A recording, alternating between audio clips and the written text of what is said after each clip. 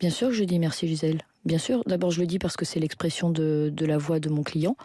Je le dis aussi parce que je crois que par sa décision, qui est l'application de la loi en soi, c'est-à-dire refuser le huis clos qui pouvait lui être proposé, en tout cas qu'elle pouvait demander et qui aurait été de droit, elle a ouvert les portes de cette audience et elle a permis justement cet élan sociétal, cet élan politique, cette discussion sociétale sur le sujet du viol, une partie de ce sujet du viol que nous ne connaissons pas ou dont nous ignorons beaucoup les contours. Vous savez, Madame Pellico, je l'ai toujours soutenue et je l'ai même plaidé. Madame Pellico était à une place qu'elle n'a pas choisie, qu'on lui a imposée, que Dominique Pellico lui a imposée.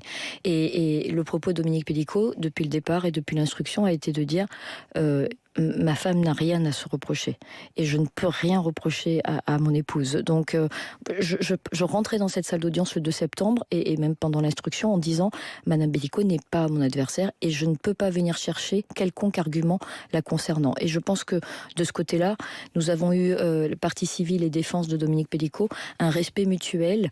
Et alors, pas une action commune, de fait, mais un respect mutuel qui faisait qu'on ne pouvait pas avoir des contre-arguments et chercher à attirer la couverture à soi. Par essence, on est sur deux bancs opposés, mais ça n'empêche pas de se respecter et de respecter aussi la loyauté qui se doit l'un à l'autre. C'est-à-dire que quand Béatrice Zavarro disait quelque chose, je savais que c'était quelque chose qui était vrai, notamment au début du procès, quand elle disait que son client avait des problèmes de santé et qu'il ne faisait pas semblant pour éviter ce procès. C'était important de savoir qu'on pouvait faire confiance à l'avocat de Dominique Pellico.